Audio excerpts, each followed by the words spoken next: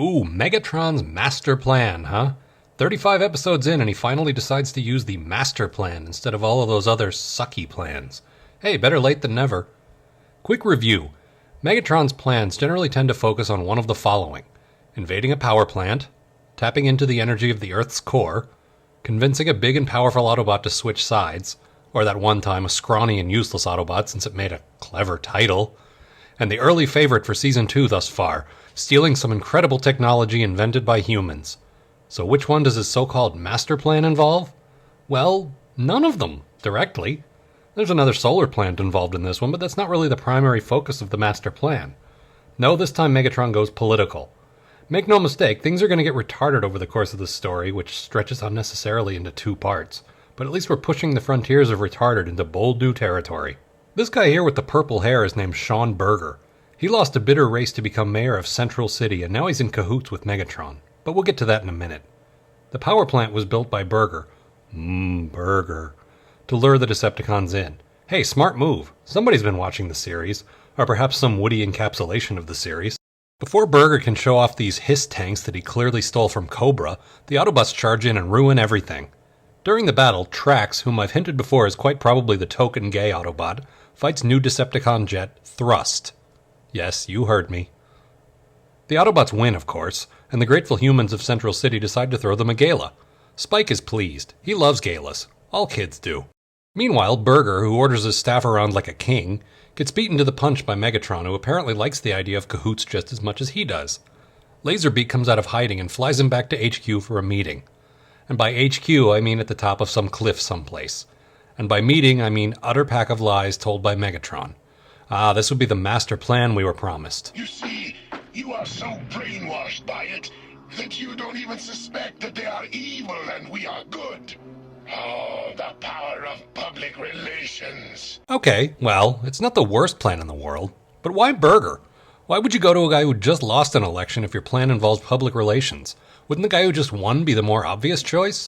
Megatron promises Berger the entire city in exchange for his help, which is totally a sign that he's on the level and the Decepticons are really good, because good guys can go around promising things to people that don't actually belong to them.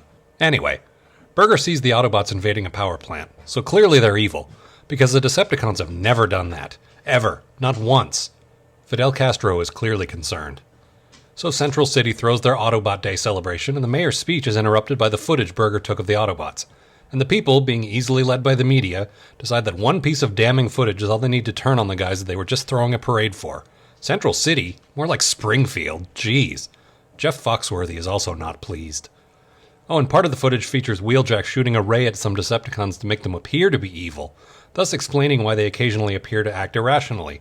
Man, Megatron thought of everything. What a masterful plan. The Autobots slink back to headquarters to sulk, and Berger follows them with his stolen Cobra tanks, and the mayor in tow just to arrest them. Oh, and incidentally, the mayor has no given first or last name. He's just the mayor. Prime, being Prime, offers no resistance or defense, so the Autobots surrender. Berger gives a ranting press conference that addresses the needs and the future of the entire planet, which is not at all overstepping your bounds when you're a failed mayoral candidate in a city that doesn't actually exist. And the trial of the Autobots begins in a football stadium, why not? And Spike somehow manages to slip away, lose Ravage through a turnstile. What, they don't have this technology back on Cybertron? And deduce that something's fishy because the Autobots never transform on the tape. Well, I can't argue with that logic. I know if I could turn into a minivan or a flying Corvette, I'd be switching back and forth constantly. Eventually he discovers the shocking truth. The Autobots on the tape are really Decepticons wearing masks. That's right. In a world where we have holograms and machines that can manufacture perfect duplicates, we've decided to go with masks.